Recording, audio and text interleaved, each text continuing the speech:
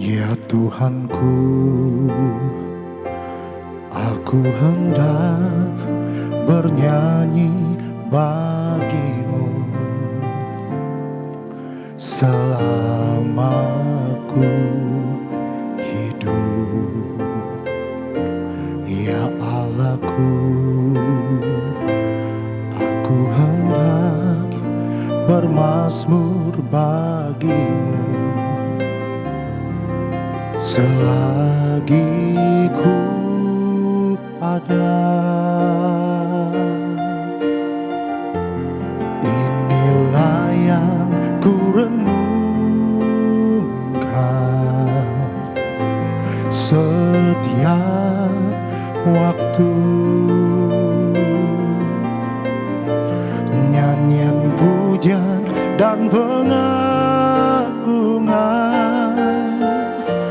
kepadamu.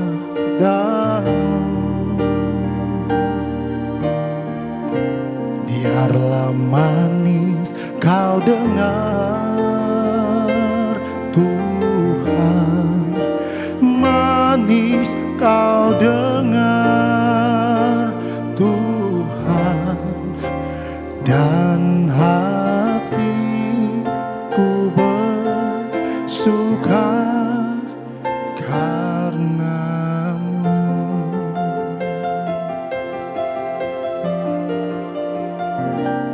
Ya Tuhanku,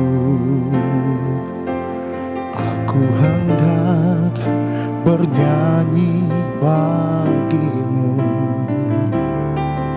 selama ku hidup. Ya Allahku, aku hendak bermazmur bagimu selagi ku ada. Inilah yang ku renungkan setiap waktu, nyanyian pujian dan pengagungan kepadamu.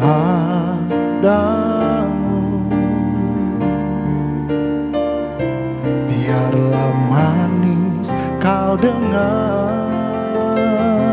Tuhan, manis kau dengar Tuhan, dan hatiku bersuka karenamu.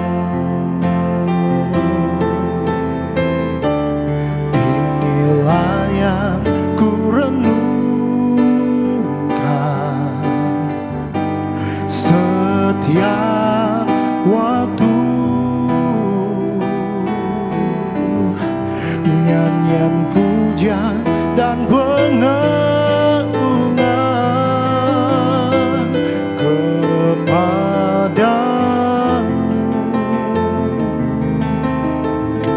Biarlah manis kau dengar Tuhan, manis kau dengar Tuhan, dan hatiku bersuka karenamu, dan hatiku bersuka Tuhan, dan hatiku bersuka karenamu.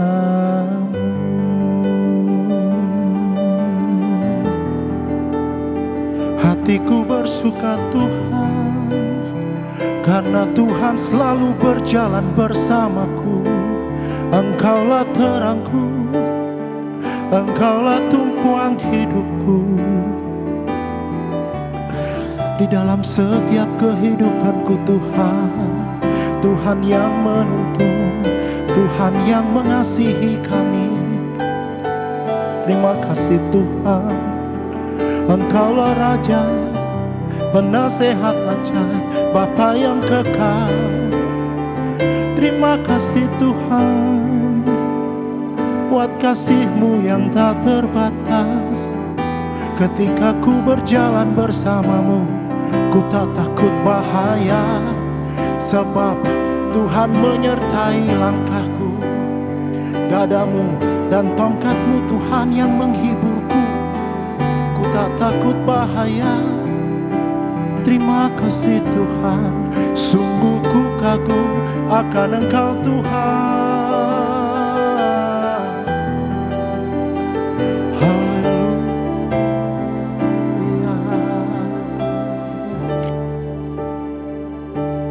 Ku kagum hormat akan Engkau, ku kagum hormat akan Engkau. Kau Allah yang layak dipuji, ku kagum akan Engkau. Ku kagum hormat akan Engkau, ku kagum hormat akan Engkau. Kau Allah yang layak dipuji, ku kagum akan Engkau.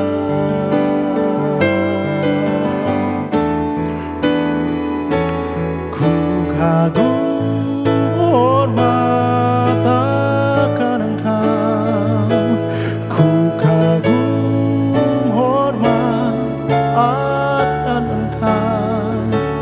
Kau Allah yang layak dipuji, ku kagum akan Engkau, ku kagum akan Engkau, ku kagum akan Engkau.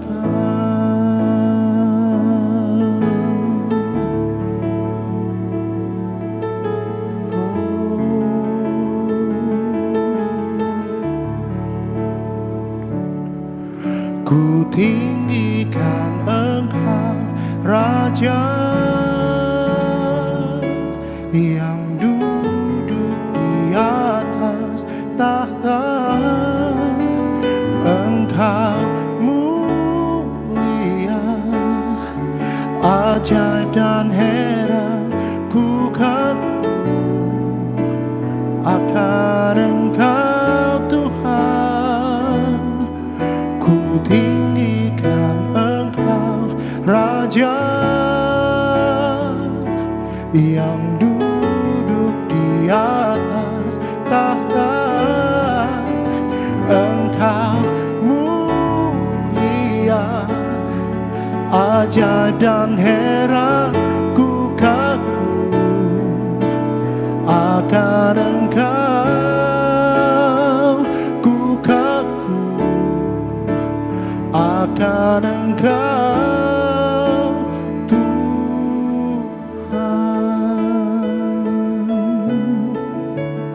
Sungguh ku kagum akan Engkau Tuhan, Allah yang perkasa, Bapa yang kekal, penasehat ajaib.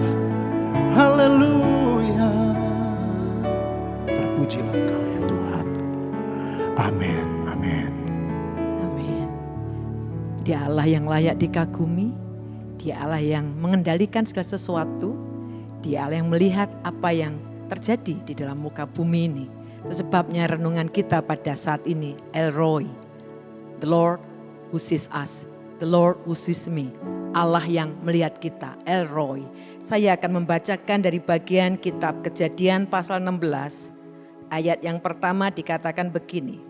Adapun Sarai, istri Abram, tidak beranak. Ia mempunyai seorang hamba perempuan orang Mesir, Hagar namanya. Kemungkinan hamba ini, budak ini dibawa pada waktu di kitab Kejadian sebelumnya dikatakan mereka pergi ke Mesir. Dan pada waktu itu Abraham berkata kepada Hagar, karena begitu cantiknya, Sarai maksud saya, karena begitu cantiknya, dia bilang nanti kalau kamu ditanya orang bilang saja familiku. Dan betul Fir'aun tertarik dengan Sarai karena begitu cantiknya sehingga Fir'aun mengingini. Dan kita bisa melihat bahwa kalau Allah tidak menjaga Sarai, walaupun Abraham ini mengatakan ini familinya, tetapi kalau Allah tidak menjaga janjinya, kalau saja Sarai diapa-apain oleh Fir'aun maka akan terjadi apa-apa dan kita bisa memikirkan apa yang akan terjadi. Tetapi Allah itu sanggup menjaga janjinya. Dan pada waktu Sarai ini mau dihampiri oleh Fir'aun, Allah mendatangkan tulah.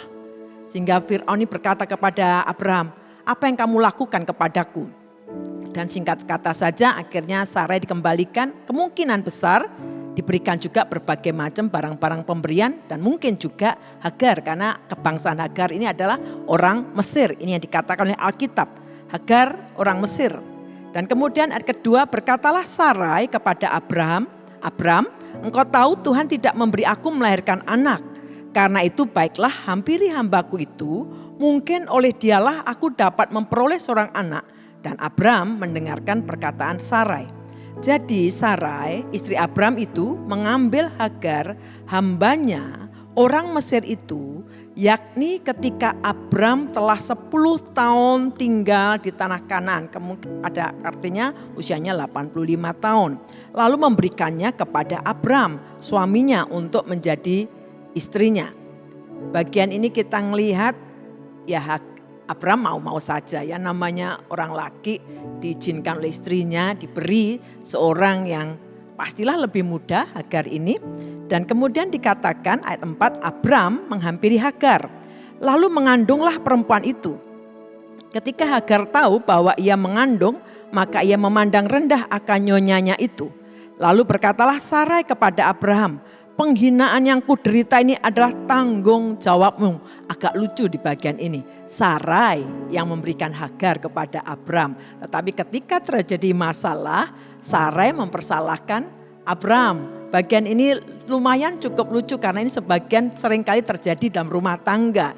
Ketika yang menjadi pemberi usul adalah sang istri, ketika dilakukan oleh suami dan terjadi masalah, biasanya suami yang dipersalahkan. Di bagian ini dikatakan, ini adalah tanggung jawabmu.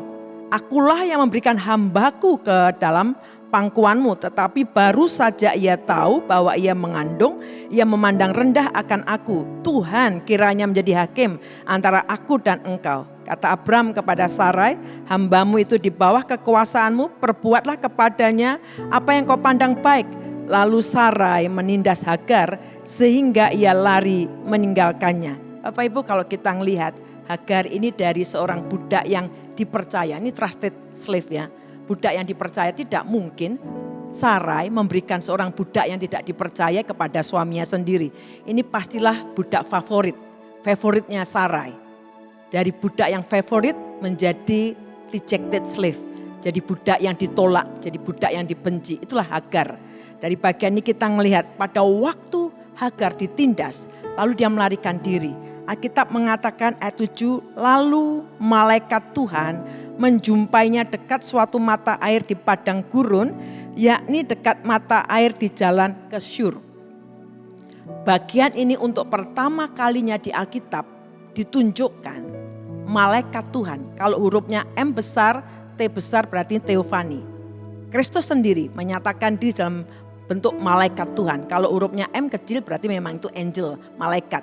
Tapi kalau secara teologi M besar, T besar, malaikatnya huruf besar itu teofani. Di dalam bagian inilah untuk pertama kalinya Allah menampakkan diri kepada seorang perempuan yaitu Hagar. Perempuan yang ditindas, perempuan yang mengalami satu tekanan dan pada waktu melarikan diri, Alkitab mengatakan Hagar ini melarikan diri menuju arah ke Sur, artinya menuju arah balik ke Mesir. Jadi dari arah di mana mereka tinggal kemudian karena ditindas, Hagar perjalanannya mau balik ke Mesir. Dan dikatakan demikian, katanya Hagar hamba Sarai, dari manakah datangmu dan kemanakah pergimu? Jawabnya, aku lari meninggalkan Sarai nyonyaku.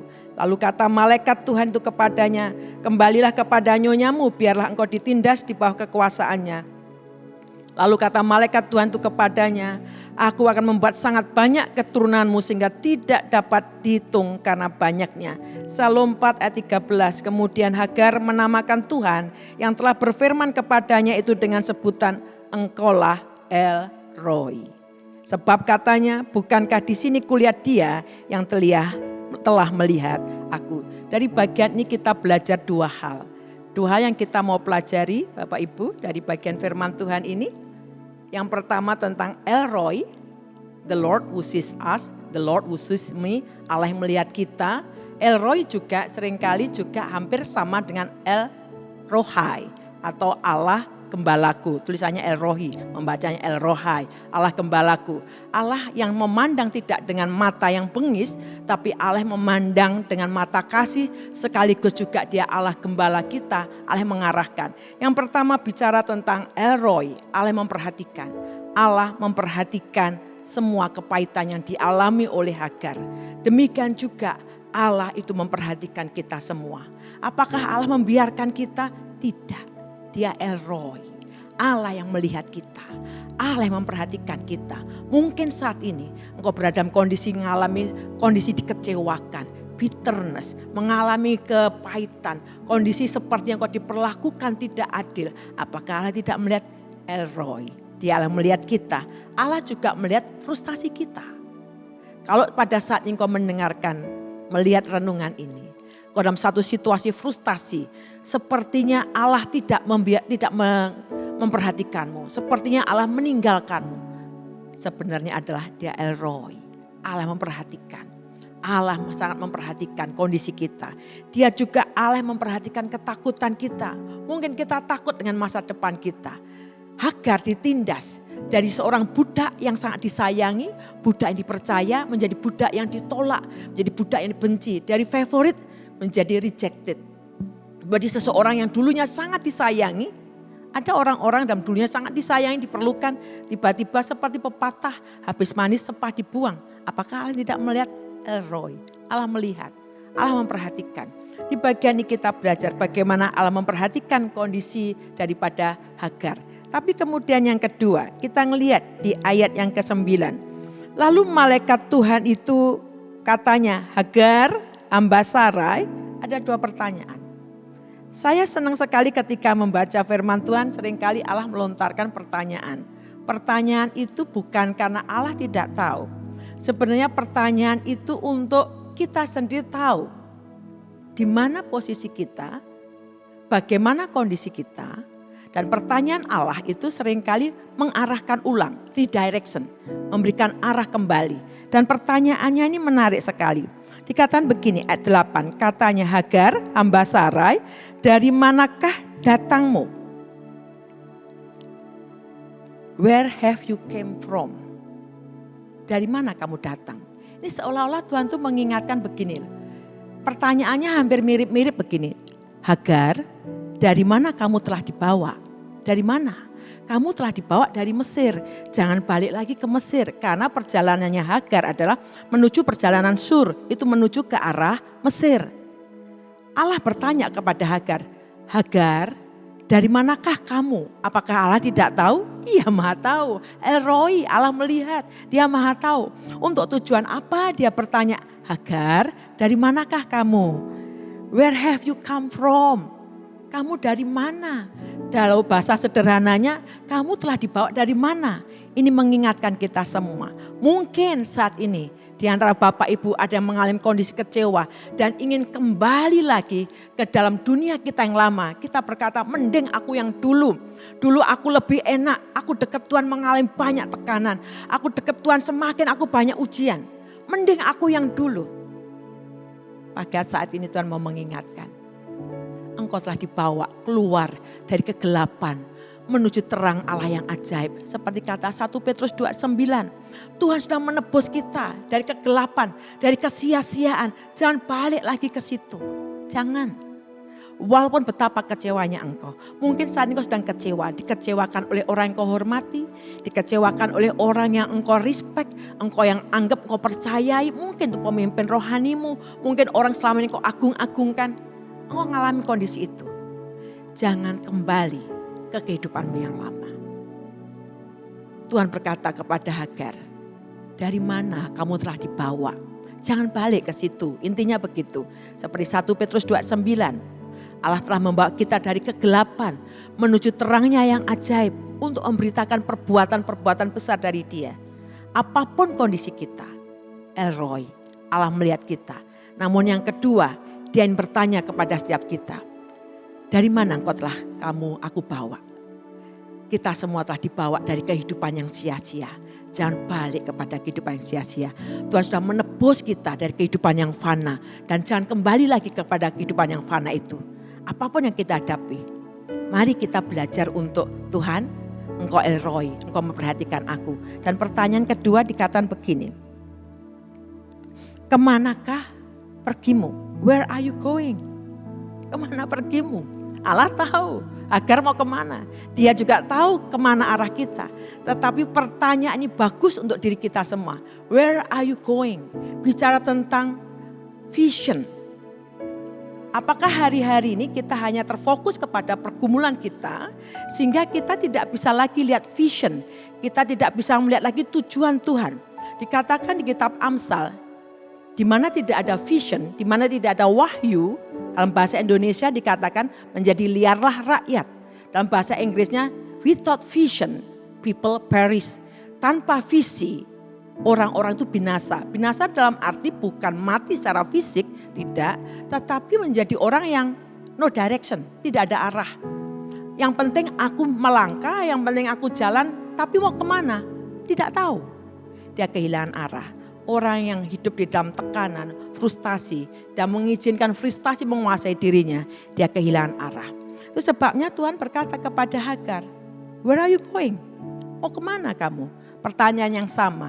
Tuhan mau bertanya pada diri kita semua, where are you going? Ketika tidak ada vision, tidak ada harapan. Ketika tidak ada harapan, tidak ada tujuan. Saya ulangi, ketika tidak ada vision, tidak ada harapan. Ketika tidak ada harapan, tidak ada tujuan. Dan Allah itu Allah yang luar biasa. Dia mengembalikan kembali harapannya Hagar yang frustasi ini. Dan Allah yang sama, El Roi, bukan hanya El Roi, dia El Rohai, Allah gembalaku. Dia bukan hanya melihat kita, tetapi Allah gembala kita yang akan menuntun kita. Dia memberikan harapan kembali kepada Hagar yang tertindas. Dan Allah El Roi, El Rohai, Allah gembala kita. Dia juga akan memberikan harapan yang sama pada setiap kehidupan kita. Dikatakan di bagian ini, pada waktu Hagar kehilangan harapan, dia mengatakan janjinya dikatakan begini. Aku akan membuat banyak keturunanmu sehingga tidak dapat dihitung karena banyaknya. Dari seorang budak yang tertindas, dari seorang budak yang kehilangan harapan, Allah memberikan harapan kembali. Allah berkata, keturunanmu juga akan menjadi banyak dan tidak terhitung lagi banyaknya. Bapak Ibu ini kasih Tuhan. Pada saat ini mari kita belajar untuk datang kepada Tuhan. Datang menyembah kepadanya. Yang pertama, apapun kondisi kita, situasi kita, Tuhan tidak meninggalkan. Mungkin kau tertekan, mungkin kau frustasi, kau penuh dengan ketakutan. Kau juga tidak tahu bagaimana ke depan nanti. El Roi, Allah yang melihat kita. Allah memperhatikan, bahkan Allah pun memperhatikan Hagar. Seorang budak yang walaupun budak ini walau dari budak yang sangat disayangi menjadi budak yang dikecewakan. Tapi Allah tetap Allah yang memperhatikan. Apalagi Bapak Ibu dengan saya. Dia El Roi, Allah yang memperhatikan. Dia juga Allah gembala kita, El Rohai, Allah gembala kita. Allah yang ingin bertanya kembali kepada setiap kita. Dari mana engkau telah aku bawa engkau? Dari mana Tuhan sudah membawa kita? Jangan kembali kepada kehidupan yang lama. Jangan kembali kepada kesia-siaan. Jangan kembali kepada kefanaan. Dan Tuhan bertanya, where are you going? Kemana engkau pergi? Dia Allah yang memberikan harapan.